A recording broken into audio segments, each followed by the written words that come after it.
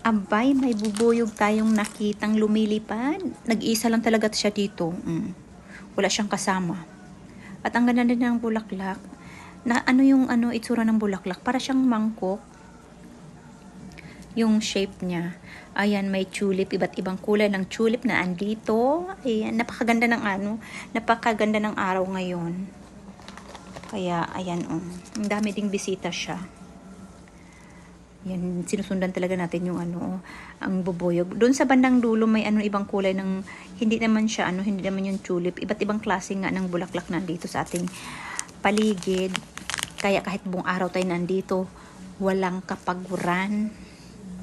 Dahil napakaganda nga ng bulaklak. Parang nandito tayo sa paraiso ng mga bulaklak. Napakaganda yan, iba't ibang kulay.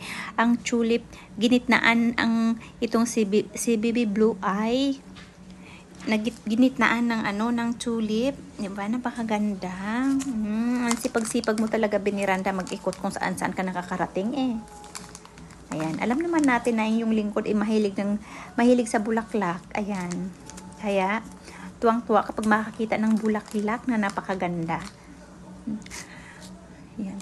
Kahit sabihin nating araw-araw tayo papasok dito, hindi tayo nagsasawa sa kanilang kagandahan. Napakaganda talaga. Kahit ang mga dito malalaki man o babae, nandito rin sumisilip din sa sa kagandahan ng kanilang sa kagandahan ng mga bulaklak. Talaga naman to si Bisaya. Hindi diretso magsalita. Pasensya na kayo. Kayo na lang umintindi ha. At least nakita natin yung kagandahan ng bulaklak. Huwag nyo na intindihin. Sablay-sablay yung dila minsan Intindihin nyo na.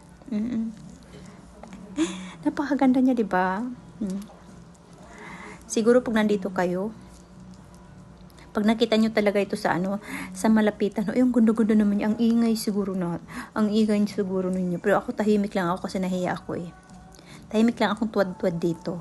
Marami naman din dito kumukuha ng picture at saka video. Ayan. Masaya naman din sila. Tapos yung iba sa gilid, nagpicnic dyan sa gilid.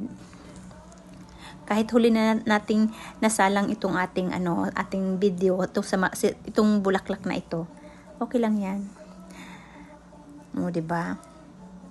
Napakaganda, di ba? Hindi pa siya masyado maraming tao ngayon.